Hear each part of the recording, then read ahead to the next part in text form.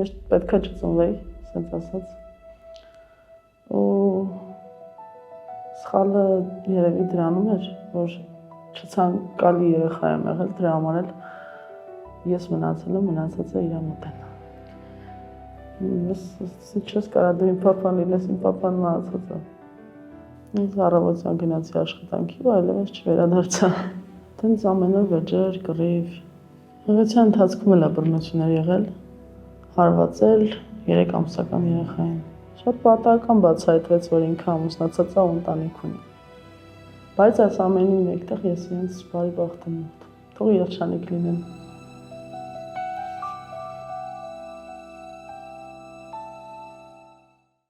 Ողջույն, դուք Տաբուի YouTube-յան հարթակում եք։ Եթե դեռ չեք բաժանորդագրվել մեր ալիքին, ապա անպայման խորհուրդ եմ տալիս դա անել, քանի որ մեզ մոտ խոսակցություններն ու պատմությունները աննկարագրելի հետաքրքիր են։ Մենք խոսում ենք կանանց մասին, կանանց եւ տղամարդկանց հետ։ Այսօրվա իմ հյուրի պատմությունը անչափ ինձ հետաքրքրել է։ Այսօր զրուցելու եմ Սուսաննա Ալեքսանյանի հետ։ Ընդամենը 22 տարվա ընթացքում Սուսաննան շատ դժվար ճանապարհ է անցել, եւ ես մտածեցի, որ պետք է անպայման խոսել այն բոլոր խնդիրների մասին, որ նա հարթել է իր կյանքի ընթացքում եւ դեռ շարունակում է հարթել։ Բարի օր, Սուսաննա։ Բարի օր։ Սուսաննա, ես ուզում եմ, որ մենք խոսենք այս ամենի մասին, այսինքն քո կյանքի պատմության մասին, որովհետեւ այն ոչ միայն շատ հետաքրքիր է, այլև կարող է շատ շատերի համար օրինակ լինել եւ ինչու՞ չէ ուսուցողական լինել։ Եվ ես շատ շնորհակալ եմ, որ դու համաձայնեցիր մասնակցել այս հաղորդմանը, որոշեցիր զրուցել եւ բարձրաձայնել այն ամենը, ինչ քո հետ տեղի ունեցել։ Ես եմ շնորհակալ, որ հրավիրել եք ինձ։ Ու ուրախ եմ, որ կարող եմ մնացած են բոլոր կանանց համար ուղեցույց լինել, որ այդ պայքար են կամ ինչ որ խնդիրների դիմաց լուծում գտնեն, ինչու՞ չէ, նաեւ։ Երբ մենք զրուցում էինք, դու ասացիր, որ ուզում ես բարձրաձայնել, որպեսզի ուրիշները այդ քո սխալները չկրկնեն, եւ ես իսկապես քո հետ համամիտ եմ, որովհետեւ մենք բոլորս էլ մեր կյանքում հավատում ենք, վստահում ենք, հատկապես սիրո հարցում, երբ գալիս է խոսքը վստահությանը, մենք չենք մտածում, որ դիմացինը կարող է չլինել անկեղծ։ Դրա համար ես իսկապես քեզ եւս մեկ անգամ շնորհակալ եմ, որ դու համաձայնել ես զրուցել։ Բայց քո կյանքը ոչ միայն այս պահին է դժվար, քո դժվարությունները սկսել են դեռ մանկուց։ Դու ծնվել ես մարզերից մեկում եւ 5 տարեկանից հետո չես տեսել քո ծնողներին։ Խնդրում եմ մի փոքր պատմես ինչպես է ստացվել դա, ինչպես դու 5 տարեկանում հայտնվեցիր քո մորաքույրի եւ տատիկի մոտ։ Ես ծնվել եմ Ռուսաստանում ու 3 ամսական եմ եղել, հայրիկս ու մայրիկս բաժանվել են։ Մամաս ինձ բերել է Հայաստան, տատիկիս ու մորաքրոջս մոտ, ու 5 տարեկանում վերադարձել է արտերկիր։ Բայց ինչքան գիտեմ, դու ունես նաև քեզանից մեծ եղբայրներ։ Այո։ Նա վերցրել է եղբայրներին, բայց քեզ բերել է Հայաստան եւ թողել տատիկի ու մորաքրոջ մոտ։ Երբևէ հարցրել ես կամ մտածել ես ինչու է նա եղբայրների տարել, իսկ քեզ թողել։ Մտածել եմ, շատ եմ մտածել այդ հարցի շուրջ, բայց տենց էլ ինձ ոչ մեկ պատասխանը չի տվել ինչն էր տարբերությունը իմ կամ եղբայրների մեջ։ Իրանք գնացին, ես մնացի։ Մինչև այսօր դու ոչ մի անգամ չես խոսել մայրիկի հետ այդ թեմայով, չես կարողացել խոսել եւ քննարկել։ Չէ, ճիշտ է, փոքր տարիքում չի ստացվել, կամ ես երևի չեմ հարցրել, բայց արդեն չափահաս տարիքում, երբ որ ես խոսում էի հեռախոսազրույցով, տենց չեմ տեսել առերես, բայց հեռախոսազրույց ունեցել ենք։ Պատասխան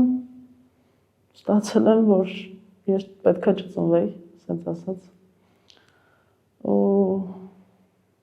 սխալը երևի դրանում էր, որ չցանկալի երեխա եմ եղել, դրա համար էլ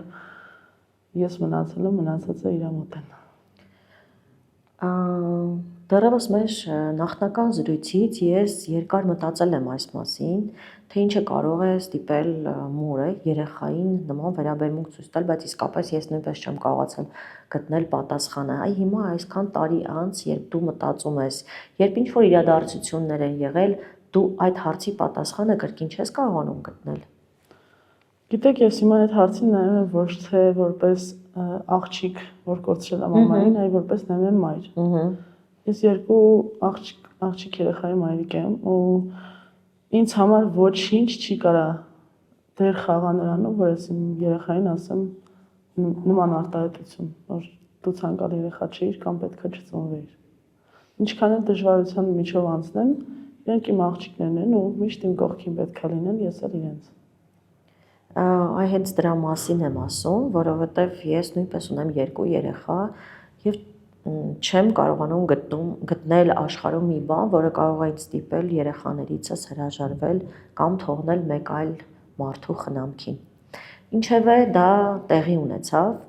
եւ 5 տարեկանից դու սկսեցիր ապրել քո տատիկի եւ մորաքրոջ մոտ։ Ինչպիսին է եղել քո մանկությունը, արդյոք նրանք կարողացան ինչ որ չափով մայրիկին փոխարինել, ինչ որ չափով։ Իմ կարծիքով մորն ու հորդերը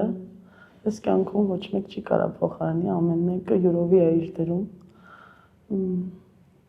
Տատիկս իր դերը փորձեց։ Ես շնորհակալ եմ Աստծուց, որ իրանք կան, ես հիմա իմ ոտքերի վրա կանգնած եմ ամուր, բայց դե ամեն դեպքում ճանապարհը շատ դժվար էր, ինչով մեծանալը։ Ինչպես էին նրանք քեզ վերաբերվում, արդյոք մայրիկի այդ վերաբերմունքը նաև փոխանցվել էր նրանց։ Այո, կար, ոնց ասեմ, ոնց որ տան մեջ խորտ լինեիր, ու այն ջերմություն, սեր, քնքշանք չկար իմ հանդեպ դեպի ինձ ուղղեց տենց ինչ որ լավ վերաբերմունք, անդադ կոպիտ պատասխաններ, որ մամադ քեզ թողել գնացել է, պապադ քեզ թողել է, դες դու այդքան չկաս օրինակի համար, որ իրանք քեզ բաց են թողել գնացել են։ Երբ օրինակ մեծացար, գոնե իրենց կարողացար հարցնել, թե ինչն էր պատճառը, որ իրենք նույնպես քեզ չտվեցին այդ ջերմությունը, այդ սերը, թեկուզ տատիկի, թեկուզ մորաքրոջ։ Չեմ հարց չեմ տվել իրենց, բայց երբ արդեն մի քիչ հասկանում էի ինչն է եղելությունը, ինչի համար չունեմ են ջերմությունը, որը պետք է ունենայի կամ որը որ դասընկերներիս կամ ընկերուհիներիս տներում կա, բայց իմ ոչ։ Ես այդ ամենի մեջ փորձում եմ չմեղադրել, ուղղակի մտածում եմ, որ մամայիս ներկայությունը եթե լիներ կամ թեկուզ հեռվից հեռու ներկայությունը լիներ, իրենց վերաբերմունքն էլ այլ կլիներ իմ հանդեպ։ Սանա, դու ինձ պատմեցիր, որ քեզ հետ այնքան էլ լավ չեն վարվել, եւ ես մեր խոսակցությունից հետո անդադ հիշում էի պատմությունը, այդ քո դպրոցի կոշիկի հետ կապված պատմությունը, որը եթե հարմար գտնես պատմել։ Մանկության տրավմա ասեմ, որ նից մնացել է հիշողության մեջ, այդ կոշիկի փչանալը, իրանց պատժելը, պատվալու մի խոսքով։ Դպրոցում կոշիկը փչացրել էի, պոկվել էր։ Գնել, հա։ Հաջորդ օրը հագել եմ գնացել եմ դպրոց, տենց պոկվել էր, վերադարձա տուն, դրա համար պատժվեցի։ Իսկ ինչ պատիժ։ Պատվալու, տենց փակվել մի գիշեր։ Դա էր իրենց պատիժը շատ ծանր, իրենց մտածելով դա ինձ ուղղելու համար, չէին մտածում, որ կարող է այդ իմ համար շատ մեծ ցավ լինի։ Ես տենց եմ մտածում, փորձում եմ ինձ մի քիչ հույս տալ, որ գոնե իրանք դա չեն արել իրանց տենց ինչ որ կմահաճույքի համար, այլ փորձել են իմ սխալը ուղղել։ Քանի տարեկան էր այդ ժամանակ Սաննա։ 12, եթե չեմ սխալվում, 11-12։ Իսկ օրինակ այդ ժամանակ չունեիր հնարավորություն հարցնելու, թե ինչու եք ինձ պատժում, չէ՞ որ ցանկացածի է դա կարող։ Ժամանակ շատ վախենում եմ իրենց հարց տալ։ Այսինքն դա առաջին եւ միակ դեպքը չէ քեզ պատժելու։ Ոչ, շատ են եղել։ Դա անգամ թվարկելը հնարավոր չի։ Իրենց դաստիարակությունը մի քիչ այլ է։ Օրինակ, ես հիմա համեմատում եմ ինձ, իմ բալիկների հետ ու տատիկիս մորաքրոջս դաստիարակությունը իմ հետ, ես էլի շնորհակալ եմ իրենց, բայց ամեն դեպքում ես կյանքում բաներ կան, որ օրինակ հասարակ մի բան բաժակը ջարդելու համար ես կյանքում իմ բալիկին չեմ ծեծի։ Այդ իմ համար անընդունելի է, բայց ես ապրել եմ այդ ամեն ինչը, անցել եմ այդ ամեն ինչի միջով։ Սուսանա, ես գիտեմ, որ դուք եւս մեկ մորաքույր ունեք եւ նա նույնպես երեխաներ ունի, ճիշտ է։ Այո։ Հետաքրքիր է, երբ ասում եք դա իրենց դաստիարակության մեթոդն էր, արդյոք մյուս երեխաներին էլ են այդպես դաստիարակել։ Իրենց խստությունը կա, բայց նրանք տղա երեխա են, ճիշտ է, երեխաների սեռը կապ չունի, բայց իրենց չէին վերաբերվում ինձ ոնց ինձ։ Ամեն դեպքում դուք կարծում եք, որ ձեզ առանձնահատուկ ոչ այնքան լավ վերաբերմունք են ցույց տվել եւ մինչեւ օրս էլ դրա պատասխանը չեք գտել։ Չէ, չեմ կարողանում հասկանալ ինչու։ Որ ասեմ ինչ որ տենց երեխա 2-3 տարեկան, թեկուզ 8, 9, 10 մանկություն, որը իմ կարծիքով հիմա ես չեմ կարա նայեմ ոնց են, էլ ես կյանքում կան տներ, որ դեռ այդպիսի կյանքով ապրում են երեխաներ, որ բռնության են ենթարկվում, ու էլի կան 18-19 տարեկան աղջիկներ, որ իրենց պապայի, մամայի կողմից բռնության են ենթարկվում։ Ցավալի է, բայց փաստ, որ այո, կան նման ընտանիքներ եւ մեր խոսակցությունը իսկապես շատ կարեւոր է հենց այս թեմայի հետ կապված, որովհետեւ եթե մենք չբարձրաձայնենք խնդիրները, ապա դրանք այդպես էլ կմնան ու կշարունակվեն։ Սուսաննա, իսկ ձեր հայրիկի հետ կապված ինչ գիտեիք այդ ժամանակ, ինչպես էին ներկայացնում։ Իմացել եմ, որ պապաս մահացած է, ինձ մոտ մի 8 տարի։ Ծննդյանս օրը, երբ որ դա պետք է դառնա 7 տարեկան, այդ օրը պապաս եկել էր մեր տուն։ Ասած պատահական։ Հա, շատ պատահական, ես անգամ տեղյակ էլ չէի։ Դուրը բացեցի, տենց տատիկս, հորեղբայրս, պապաս, տենց գրկում էր, շնորհավորում են իմ աղջիկ, ծնունդը շնորհավոր, ես ես քարացել եմ։ Պապաս կանգնեց, ասաց, «Բալես, ես քո պապան եմ»։ Ես չես կարա դու իմ պապան լինես, իմ պապան մահացած է։ Ասաց, ո՞վ է քեզ այդպես բան ասել։ Մորաքույրս, տատիկս, չկաս դու, որ թողել ես, ես գնացել ես, մահացած ես։ Չէ, ես կամ։ Իսկ հետո դրանից հետո, երբ որ արդեն ես գիտեի, որ հայրիկս կա,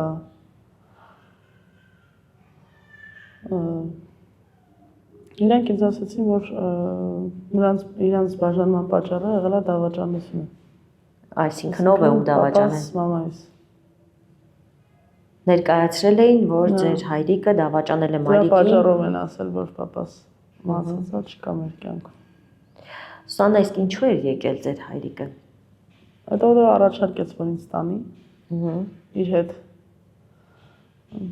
Մտես մերժեցի։ Ինչու մերժեցիք։ Վախենում էի, անծանոթ, ինձ անծանոթ էր ինքը։ Բայց երևի կյանքումս միակ դեպքն է, որ ուզեի ժամանակը հետ տայի ու համաձայնվեի։ Այսինքն, երբ մեծացաք, արդեն դարձաք չափահաս, ինչ պարզվեց ուր էր նա։ Հայրիկս ինձ օգնել է, շատ է օգնել գումարով։ Ես չեմ իմացել դա։ Ինձ որ եղբայրս է պատմել, երբ որ արդեն 18 տարեկան էի, երբ որ արդեն հեռախոս ունեի, իրենց համարը գտա, զանգեցի, արդեն հայրիկս մահացել էր։ Այսինքն ինքը ձեզ գումար էր ուղարկել ժամանակին։ Մինչև այդ, որ եղբայրս պատմեց, որ ժամանակին ինքը գումար է ուղարկել, փորձել է քո կյանքի մեջ ինչ-որ մաս լինել, բայց անգամ ուզեցել է ինձ իր մոտ տանել, բայց մայրիկս այդ ժամանակ պետքա դավերը նստար ինչ-որ թուղթ։ Այո, պիտի անչափահաս երեխայի համար թույլտվություն տալ, որպեսզի ծնողներից մեկը կարողանա երեխային երկրից դուրս անի։ Ու մամաս չի տվել։ Այդպես պապաս էլ միշտ Ռուսաստանում է ապրել։ Եվ դուք զրկվել եք փաստորեն նաև ձեր հայրիկից։ Երբ մենք խոսում ենք, դուք ինձ պատմեք, որ նաև մինչև չափահաս դառնալը շատ եք աշխատել։ Հա։ Դեռևս Առաջին այդպես ասած որպես աշխատավարձ մեծ չափով դե գյուղերում տարածված է կարտոֆիլ հավաքել, հողամասերում գործանել։ Այդ աշխատանքով եմ աշխատել։ Քանի տարեկան եք։ 6-7 տատիկիս հետ ենք գնում։ Ինքը տանում էր ձեզ, որ օգնեք։ Դրա դիմաց գումարը վերցնում էր եւ դուք դրանից բնականաբար ոչ մի բան չունեիք։ Հետո արդեն երբ որ դպրոցը ավարտեցի 14-ում, այդ ժամանակ ինից էինք դուրս գալիս միջնակարգ։ Խաղավար ընդունվեցի որպես խաղավար մանուկների աշխարհում։ Ու տենց տեղից սկսվեց իմ աշխատանքային առօրյան, աշխատանքային կյանքը։ Հետո սկսեցի նույն խանութում ինքը որպես համ խաղահրապարակ էր, համ էլ սուպերմարկետ էր։ Տենց տնօրենը, որ ինձ շատ էր սիրում, տենց հետո իջացրեց սուպերմարկետ։ Սկսեցիք աշխատել սուպերմարկետում։ Այդ քանի տարեկան եք այդ ժամանակ սանն։ Այդ եղել է 14, 15, 16 ժամանակահատվածում։ Այսինքն սկսեցիք նորմալ գումար աշխատել։ Իսկ այդ գումարը ձեր վրա եք կարողանում ծախսել, թե չէ, տուն էի տալուս։ Այսպես ասած, ես այդ ժամանակ մտածում էի, որ իրանց օգնում եմ։ Բայց հետո մի արտահայտություն լսեցի մորաքրոջիցս, որ դա ինչ է, այդ ինչ փող է, որ տուն ես բերում, դրանով սկի մի հատ շալվար չեմ կարող առնեմ։ Տենց ասած, աղջիկներով հավաքվել էինք աշխատանքային վայրում, որ գումար հավաքեինք այդմիջում, ղարիթ։ Երբ որ աշխատավարձը ստացա, գնացի տուն, մորաքրոջս ասեցի, որ սենց բաներ է մեր աշխատանքի վայրում կատարվում, ինձ գումար թող, որ ես էլ կարողանամ մասնակցել։ Ընդամենը 100 դրամ կոպեկ տվեց, որ ես կարողանամ մասնակցել միջոցառմուն։ Մոտավորապես պատկերացնում եմ արդեն այն ամբողջ ճանապարհը, որ անցաք մանկության այդ տարիներին, բայց դրանից հետո որոշեցիք ամուսնանալ։ Մի փոքր այդ պատմությունն էլ կպատմեք, Սուսաննա ջան, ինչպես ծանոթացաք ձեր առաջին ամուսնու հետ։ Համացանցով եմ ծանոթացել։ Մի խորհուրդ տամ, հետո շարունակեմ այն աղջիկներին, ովքեր ուզում են առանձնանալ այդ ամեն ինչից ու սկսեն իրենց կյանքը, խնդրում եմ չանել այն սխալը, որ ես եմ արել։ Դուք մենակ էլ կարող եք հաստատ անել այն ամեն ինչը, ինչ որ կորոշեք ամուսնանալով անել։ Այդ ամենամեծ սխալ քայլն է։ Սուսաննա, քո տված խորհրդից ես հասկանում եմ, որ այդ քայլը, այսինքն ծանոթանալը, ամուսնանալը, արագ որոշում կայացնելը կապված է եղել նաև դրա հետ, որ դու ուղղակի ուզում էիր ինչ-որ կերպ ազատվել այն ամենից, ինչը քո հետ կատարվում է, տնից փախչել, այսպես ասած, ճիշտ եմ հասկանում։ Այդ երևի միակ լավագույն տարբերակն էր ինձ համար այդ ժամանակ, որ ուղղակի փախնեի այդ տնից, այդ ապրումներից, այդ վերաբերմունքից։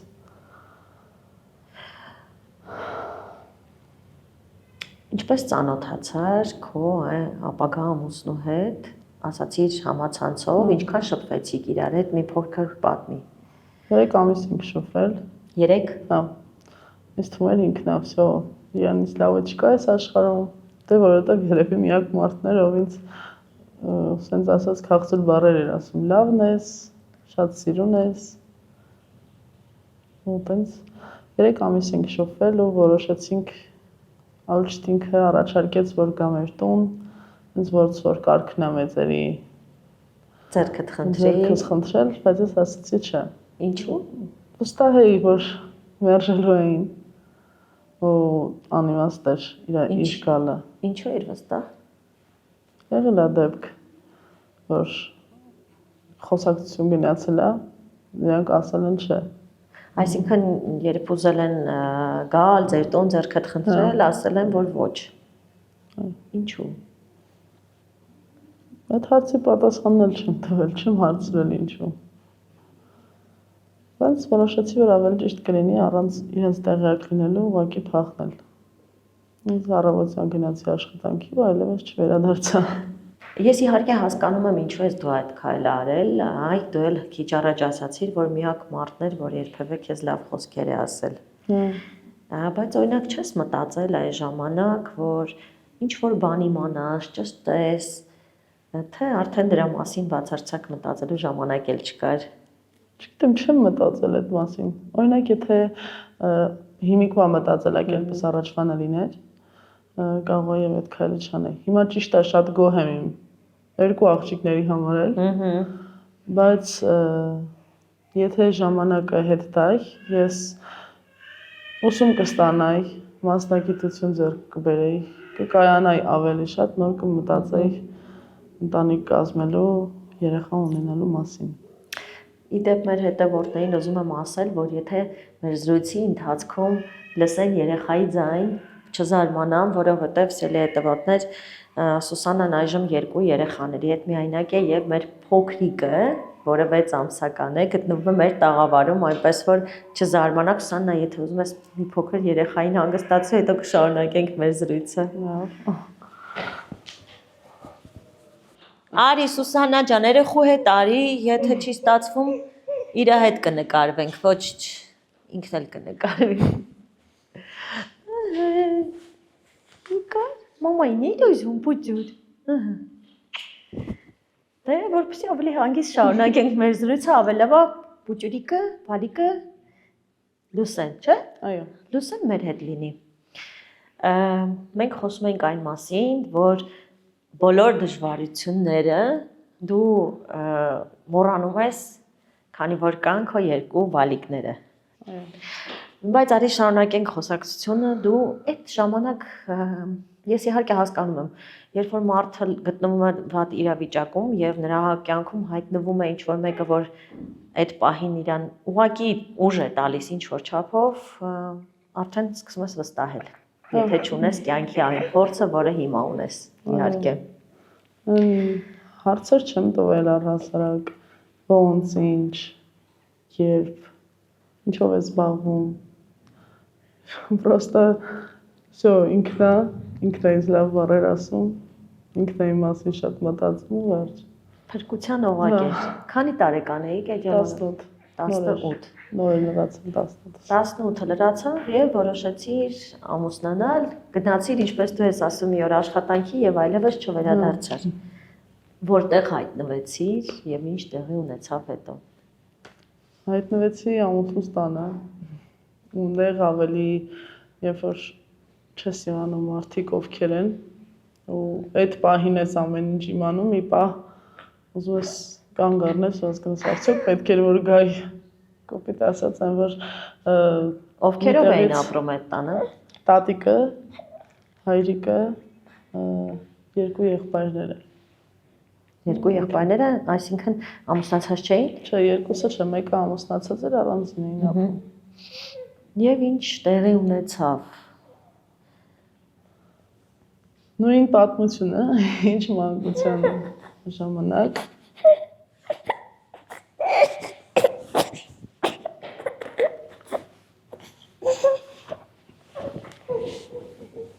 Հա ինձ ա տեսնում, դրա համար է լացում։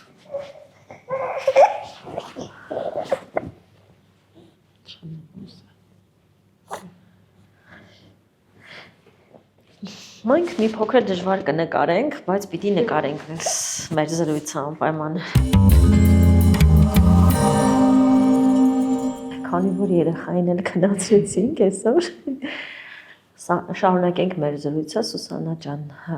խոսում ենք այն մասին, որ երբ որ շտապ ինչ-որ բան ես անում, առավել ևս կյանքի կարևորագույն հարց ես լուծում, այսինքն որոշում ես կայացնում ամուսնանալ, ճիշտ չի լինում։ Հա։ Ստացվեց, որ դժվարություններից փախչելու համար դուք որոշեցիք ամուսնանալ, բայց հայտնվեցիք ոչ պակաս բարդ իրավիճակում։ Ինչ տեղի ունեցավ։ Երբեմն, երբ որ իրոք շտապում ես, այլ կողքից ոչ մի բան չի երևում, ինչն է սխալ, ինչն է ճիշտ։ Եթե այդ ամենակ այդ ես տեսնում, վсё, այլ ոչինչ չես տեսնում։ Երբ որ գնացինք իրենց տուն, հայրիկը իր խմում էր։ Խմելու հետ սեր ուներ։ Տենց ամեն օր վեճեր, կռիվ։ Բայց ինչպես ավանդույթին համաձայն, ես մտածում էի, որ գնացել եմ, ընտանիք եմ կազմել, պետք է մնամ։ Դա էլ է պետք ընտանիքում, երբ որ կռիվ, Բռնություն։ այո։ Այսինքն խնդիրը միայն հայրիկի մեջ չէր։ Չէ։ Ձեր ամուսինը երբեմն բռնություններ գործադրում ձեր վրա, բայց ի՞նչն էր պատճառը։ Ասենք հասարակ մի բան իր ինքը անգամ իր եղբայրներին էլ էր խանդում, ասենց։ Խանդում։ Հա։ Առանց պատճառ, առանց ոչ մի բանի, կռիվ, վեճ ամեն օր։ Ինչքան տևեց այդ վիճակը եւ ոնց Ես որոշեցի։ մտածեցի, որ երեխա կծնվի, իմ պատկերացումներով ինքը կփոխվի, գնացել եմ, պետքա մնա, վсё, ընտանիք եմ կազմել, պետքա ընտանիքից տեր լինեմ։ Անցավ մի տարի ու իմացա, որ արդեն նանեով մեծ աղջիկաս, արդեն հղի եմ։ Ուրախացա, որովհետև մտածում էի, այդ կարա փոփոխություն բերի դեպի լավը։ Իսկ իրենք ինչպես ընդունեցին։ Իրանք էլ շատ լավ։ Իսկ ամուսինը ձեր։ Ինքն էլ շատ ուզում։ Բայց նախկինում իմացել էի, որ նոր էինք եկել, իմացել էի, որ ինքը 2 անգամ ամուսնացած բաժանված ա եղել։ Այսինքն դուք չգիտեիք, որ ձեզնից առաջ ինքը ամուսնացած եւ միասին ենք եղել, նոր իմացել եմ։ Երեխաներ չուներ։ Չէ։ Եվ ինչ տեղի ունեցավ, երբ ծնվեց նանեն։ Հղիության ընթացքում էլ բռնություններ եղել։ Անգամ այն աստիճան, որ վիժուալ վտանգ ա եղել, հիվանդանոց եմ գնացել, տեղեր են նշանակել։ Ու փառք Աստծո, այսօր նանեն կա։ Նանեն ծնվեց։ Այդ ժամանակ նույնպես չէիք մտածում, որ պետք է ինչ-որ բան անել։ Չէ, էլի մտածում եմ, որ եկել եմ պիտի մնամ ընտանիքա, դա էլ է պետք, որ ոչ մեկ իր լավին չի բերի տա ինձ, չգիտեմ, տենց կարծրատիպ կար մեջիս այդ ժամանակ, բայց երեխու ծնվելուց հետո ամեն ինչ փոխվեց։ Ինչ իմաստով։ Ոնց որ ավելի կայացած, չգիտեմ ինչը դրդեց դրան, բայց ես ավելի կայացած էի մտածում։ Երբ որ նանեն ծնվեց, ես մտածում էի, որ հա կփոխվի, վсё, ամեն ինչ լավ է, կգնամ տուն հիվանդանոցից ու կփոխվի ամեն բան, բայց ավելի բարդացավ, արդեն ոչ թե ես միայն իմ կյանքի համար էի պատասխանատու, ոչ թե մենակ իմ կյանքն էր վտանգված, այլև աղջիկաս։ Այսինքն այդ բռնությունն այ երեխու հանդեպ էր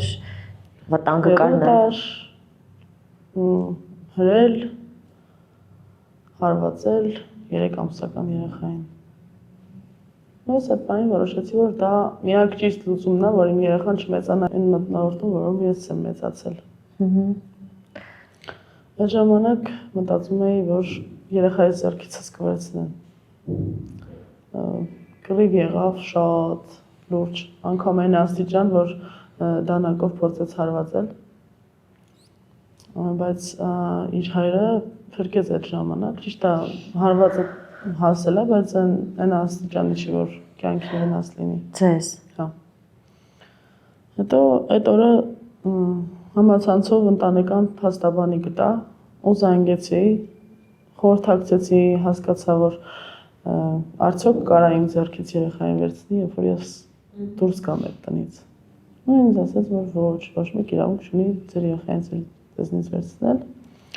Ես ավելի արխային էի արդեն, վсё, իմ երեխան իմ հետ է։ Փաստաբանը ինձ խորհուրդ տվեց կազմակերպություն փակ, որտեղ ես կկարողանամ մի որոշ ժամանակ մնալ երեխայիս հետ, մինչև կարգավորվեն բոլոր հարցերը։ Կանանց աջակցման կենտրոն։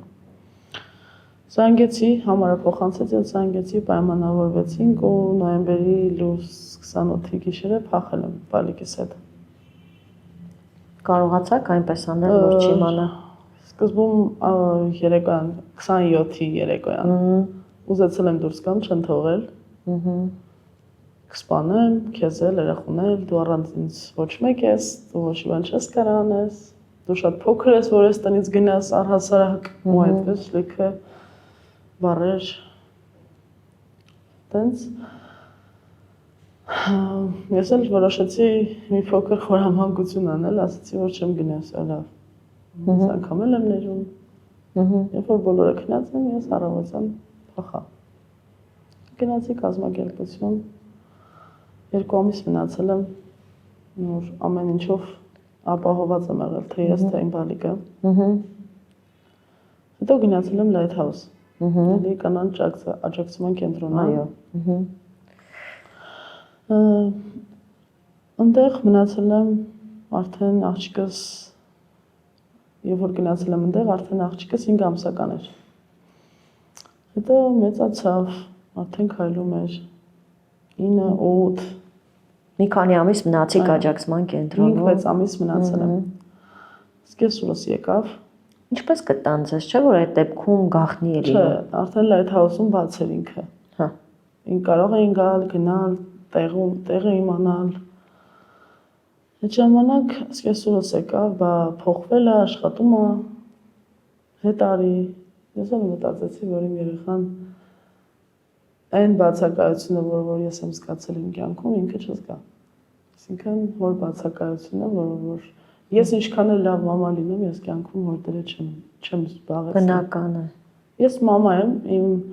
մոր կերպարը ես կարամ կերտեմ ամենալավագույնը, բայց հոր դերը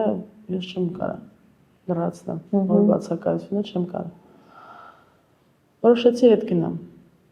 Գնացի ու ընդամենը 1 շաբաթ մնացի։ Նորից սկսվեց նույն պատմությունը։ Վատ, ինքը երախուն ավելի վատ էր վերաբերվում, տարին կողմ, ձենը կտրի, ամեն օր լացում է։ Ու տենց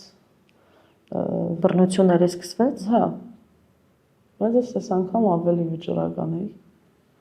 ու չսպասեցի ավելի երկար, մի տարի, 2 տարի,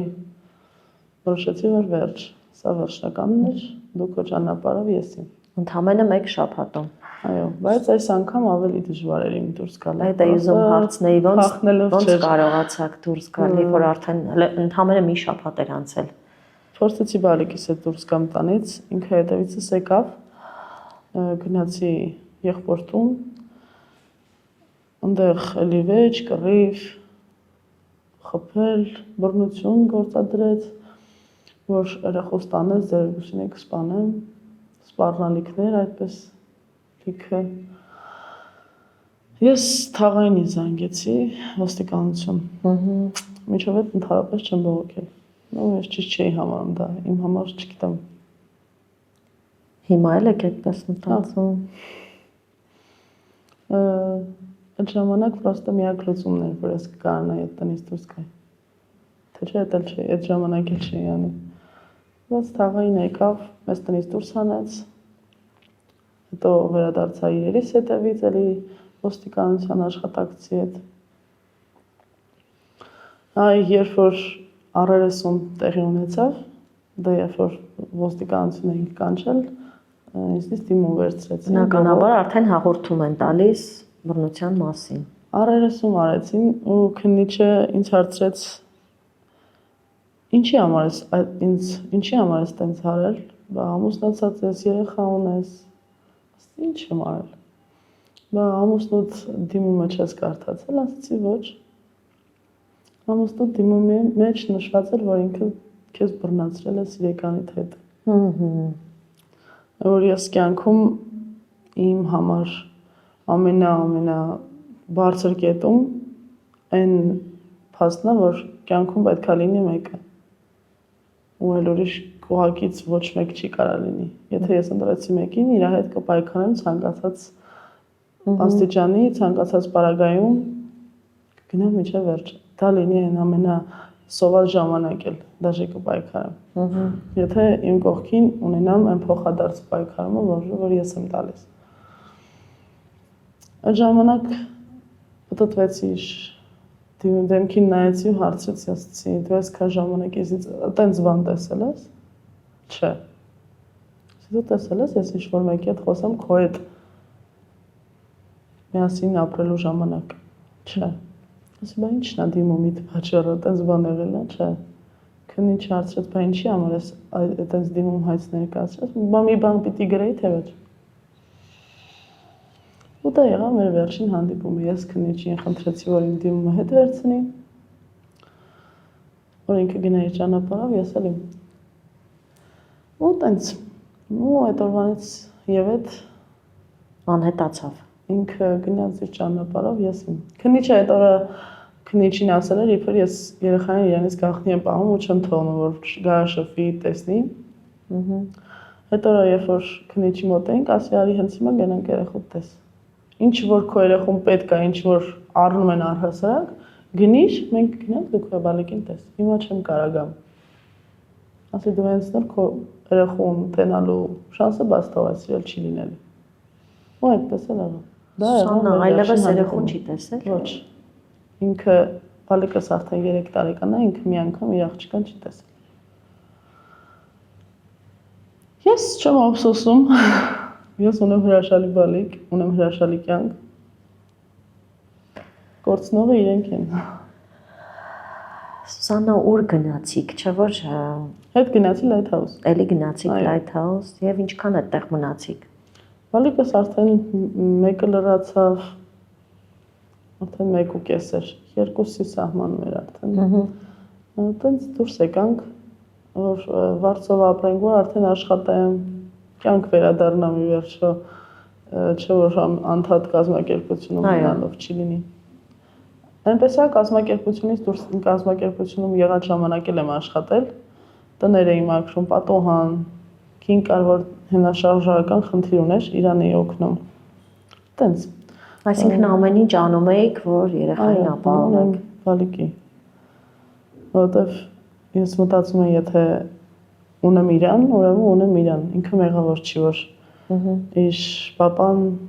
այդ ձևի մարդ է։ Ես կամ իր կյանքում ինքը ոչ մի խնդրեմ պիտի չունենա։ Բայց ձեր պատմությունը այստեղ չի ավարտվում։ Հա։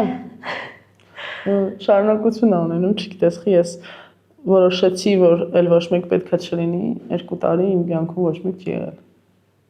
Բայց այդ 2 տարի հետո չգիտեմ իմ մեջ ինչ փոխվեց, երբ որ տեսա արդեն երկրորդ ամուսնուն։ Այո։ Ինչպես հանդիպեցիք նրան։ Ես Վարշավա եմ ապրում, ինքն էլ պոստեր էր բարձրանում։ Այնց խանութում պատահական հանդիպել ենք ու տեղից սկսվեց մեր ընդհանուր կյանքը։ Չեմ ուզում առաջ ընկնել, պատմեք ինչպես տեղի ունեցավ, ինչպես որոշեցիք, ինչպես նորից երկրորդ անգամ այդ դժվարություններից հետո նորից վստահեցիք որևէ մեկին։ Չգիտեմ ոնց վստահեցի, ես էլ այդ բանը չհասկացա, բայց այդ պահին վարձի հետ կապված խնդիր ունեի։ Ու էլի նույն սխալը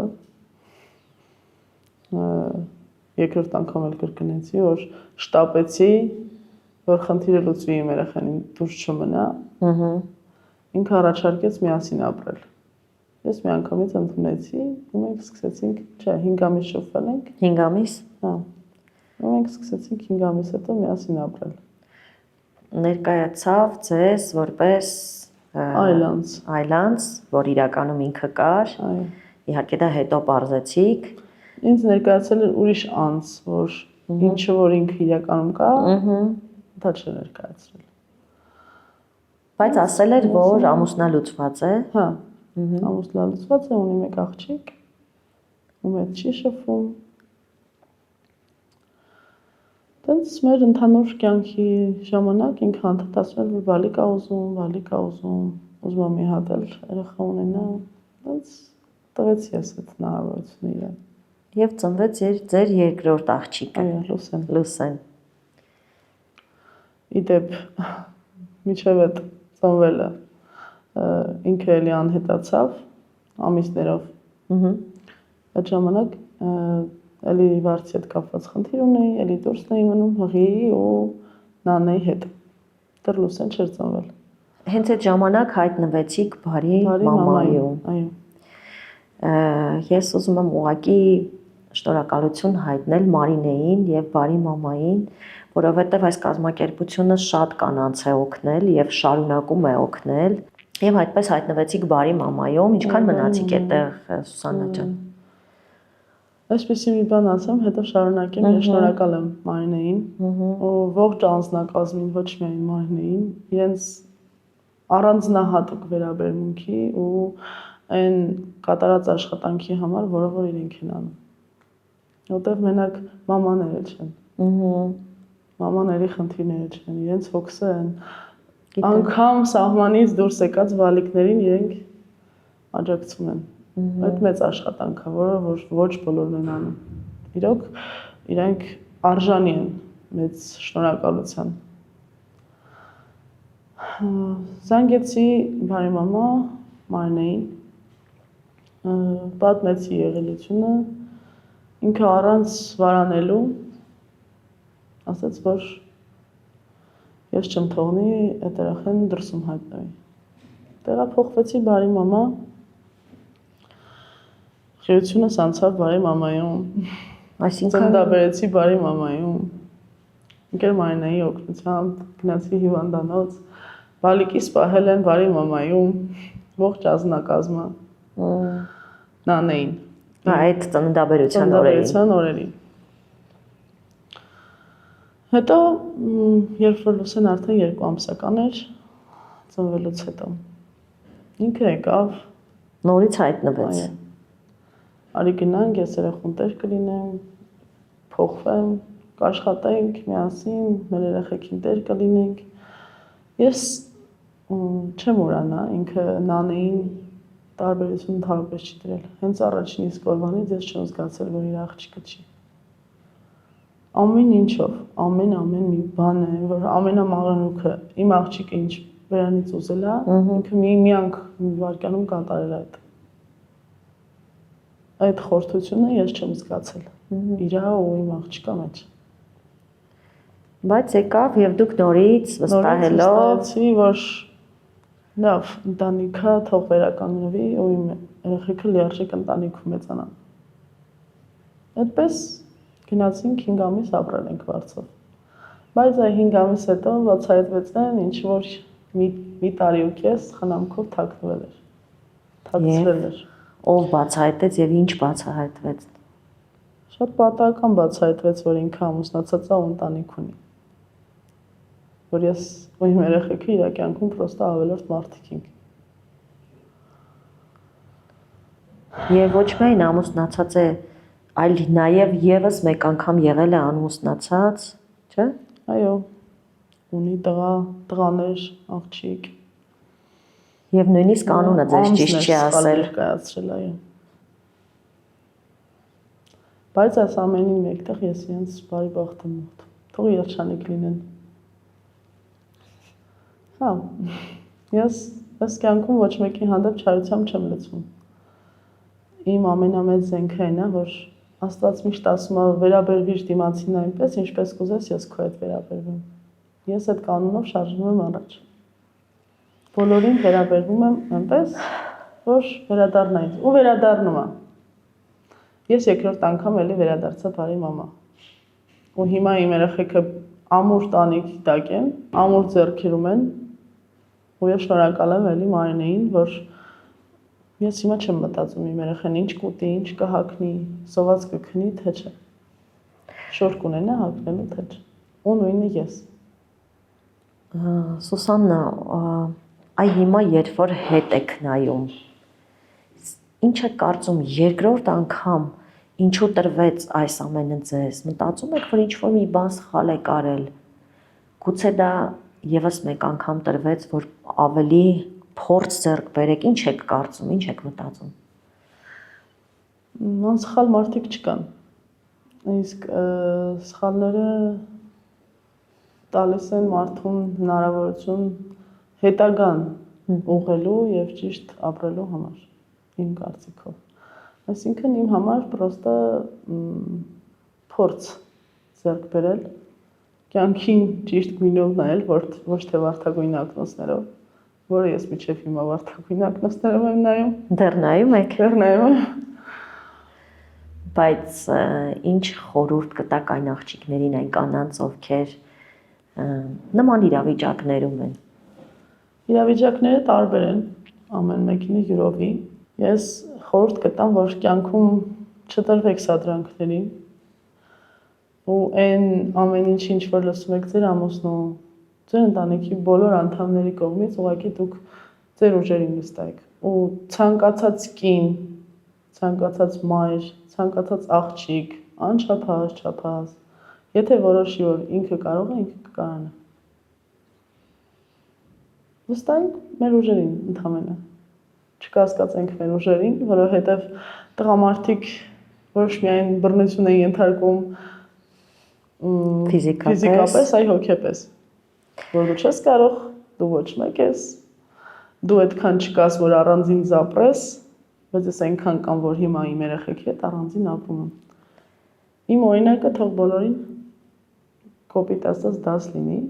համել օրինակ, որ կարելի է փոխել իրենց կյանք դեպի լավը։ Իհարկե չեմ ուզում ընդհանրացնենք եւ խոսենք բոլոր տղամարդկանց մասին, այսինքն բոլորը չէ որ այդպիսին են, բայց ամեն դեպքում զգույշ լինելը եւ սեփական ուժերին վստահելը շատ կարեւոր է։ Հիմա դուք ձեր երեխաների հետ դեռ շարունակում եք մնալ բարի տնակում, ինչ եք մտածում, ինչ պիտի լինի հետո կամ ինչ ծրագրեր ունեք սաննը։ Իմ ծրագրերը հստակ են։ Ես որոշել եմ կայանամ առաջին հերթին։ Բարի մաման ինձ ձեռնել է ձեռք բերել մասնագիտություն, սովորել կար։ Ես օգտվում եմ այդ հնարավորությունից եւ կսովորեմ։ Հետագայում ինձ դա շատ պետք կգա։ Իսկ դրա հետ մեկտեղ ես փոքր ժամանակվանից սիրել եմ պարել, 6 տարի պարի եմ հաճախել։ Սկսեմ արդեն այդ ուղղությամբ աշխատել, որպեսզի իմ պարի դպրոցը ունենամ, ու ես կհասնեմ դրան։ Ես վստահ եմ, որովհետև այն ամեն ինչ ձեր կյանքում տեղի ունեցել, դա միայն ձեզ ուժ է տվել։ Այո։ Եվ մաղթում եմ, որ բոլոր ձեր նպատակները կարողանաք իրականացնել եւ գուցե տարիներ անց մենք կրկին հանդիպենք, Սուսաննա, ու արդեն բոլորովին այլ տեսանկյունից խոսենք այն ամենի մասին, ինչը որ ձեզ հետ տեղի ունեցել։ Այո, ավելի լավ տեսանկյունից ես կասեի ու չենք հիշի անցյալում թե ինչ են եղել։ Պատմեմ արդեն թե ոնց հասավ բարձրություններին։ Սաննա, ինչ որ բան կա ավելացնելու, գուցե ինչ որ բան ուզում եք ասել ձեր մայրիկին, չգիտեմ, ինչ որ բան ունեք ավելացնելու։ Աստված օրհնի ձեզ, երջանիկ եղեք, միշտ լավ եղեք, թեկուզ ինձնից հեռու։ Այդքան։ Շնորհակալ եմ շատ, որ եկաք։ Պատմեցիք ձեր պատմությունը, որը վստահ եմ շատ կանանց եւ աղջիկների համար օրինակ կլինի։ Ես եմ շնորհակալ ինձ հրավերի համար, շնորհակալ եմ, որ մենք ունենք այսպիսի հնարավորություն մեր օրինակով օրինակ ծառայել մնացած կանանց եւ աղջիկներին, ովքեր ունեն դրա կարիք։ Շնորհակալ եմ։ Սիրելի հետևորդներ, դուք դիտում եք Տաբուն։ Իմ հյուրն էր Սուսաննան եւ հուսով եմ ձեզ նույնպես այնքան հետաքրքիր էր ու ուսուցողական, որքան ինձ։ Կհանդիպենք։ Մեր գործընկերն է Կինեա գինին, նրբահամ եւ համեղ գինի, սպիտակ եւ կարմիր տարբերակներով։ Կինեայի գինիները ձեռք բերելու համար կարող եք գրել Կինեայի Facebook-յան եւ Instagram-յան էջերին։ Մեր գործընկերն է Art Embassy ցուցասրահը։ Հենց այստեղ են տեղի ունենում մեր նկարահանումները։ Շնորհակալություն հրաշալի միջավայրի եւ տաղավարը մեզ տրամադրելու համար։